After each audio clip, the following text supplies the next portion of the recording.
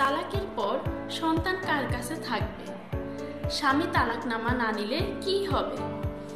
আসসালামু আলাইকুম, আমি সুমি আক্তার বলছি law help BD legal and firm service থেকে।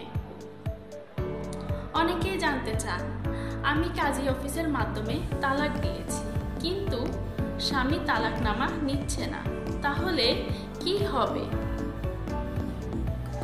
মুসলিম ফ্যামিলি লস অর্ডিন্যান্স 1961 অনুযায়ী স্বামী গ্রহণ না করলেও 90 দিন পর তালাক কার্যকর হয়ে যায়। 90 দিন পর আপনি যা করতে পারেন, মোহরানা আদায়ের মামলা করতে পারেন, খরপোশের মামলা করতে পারেন এবং সন্তানের কাস্টডির জন্য বা হেফাজতের জন্য আপনি মামলা করতে পারেন। এখন প্রশ্ন হচ্ছে, যদি স্বামী সন্তান নিয়ে যায় এবং আপনি অন্যত্র অবস্থান করে থাকেন, তাহলে কি করবেন?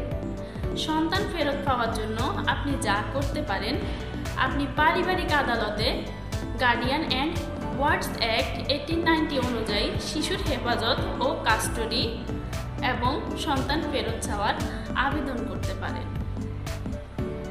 সন্তানের বয়স যদি 7 বছরের নিচে হয়, তাহলে আদালত সাধারণত মায়ের হেফাজতেই দিতে আগ্রহী থাকে। তাই আইন জানতে হবে, আইন জানলে অন্যায় ঠেকানো যায়।